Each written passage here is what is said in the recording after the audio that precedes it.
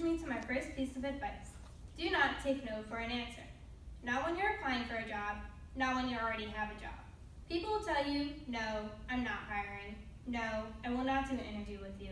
No, you may not sleep on my porch and use my cat as a pillow until I change my mind. Keep pressing. You're applying for work in journalism, not trying to get hired for social secretary. The people who hire you respect grit. They respect tenacity. And in my experience, I found they are generally unlikely to issue you a restraining order. If you, like me, were raised by a beautiful, gentle mother with exceedingly good manners, being pushy will make you wildly uncomfortable. But keep at it. Prove that you want it. The food court at the mall is littered with journalism students who didn't fight for it. And if you somehow get an offer to do any job, no matter how small or insignificant in the field you want to work in, take it. There is no job too small. Yes, it is true, if you do the math, you will likely make more working at Cracker Barrel than you do in your first job in journalism. And if you worked at Cracker Barrel, you get to eat your weight in delicious fried apples and get discounts on sock monkeys. But take the journalism job. It pays off eventually. You will never work harder. You will never have more fun. It will not be easy. You will want to quit. I've wanted to quit a dozen times over the last decade. Really? I had to come in at 2 a.m. to cover a story for Good Morning America because Lindsay Lohan forgot her underpants? Again? Really? I'm 8 months pregnant, and there's no one else in the entire network that you can send over to cover the hurricane? Seriously?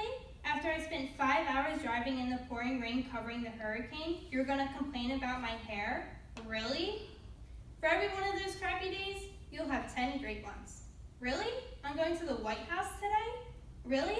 I'm going to spend the day watching Yao Crew team work out, and I'm getting paid for it? Fantastic!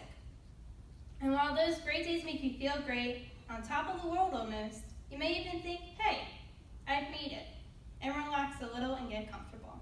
Here's my next piece of advice. Dream big, but work hard, and believe me when I tell you this, there are no shortcuts. I used to work for ABC News. Disney owns ABC News, in case you didn't know. When I arrived there, they called me, quote, cast member, and told me that I got special perks at the theme park. One of my colleagues later informed me that at Disney you can pay extra money to get a pass that allows you to essentially get to the front of the line for rides. I found this appalling, and then immediately asked, where do I get one? But it turns out, the thing is, if you cut to the front of the line, you really just don't enjoy the ride as much. Really. You need to sweat with the masses. You need to watch the weaker or perhaps wiser people who can't handle it quit. It is more fun to make friends with people along the way. Not the guy wearing I'm with Goofy t-shirt and bedazzled denim shorts, but the other people. Along the way, you will meet people you will never forget. Characters like no other. I can't remember half the stories that I covered, but I can remember just about every fantastic photographer or producer along the way. They acted as my teachers, my psychiatrists, and even my parole officers. They still do. One of my favorites, Danny Murata, a veteran photographer from South Boston. He fought in Vietnam and reminded me, whenever I got stressed, it's just TV, pal. It's just TV.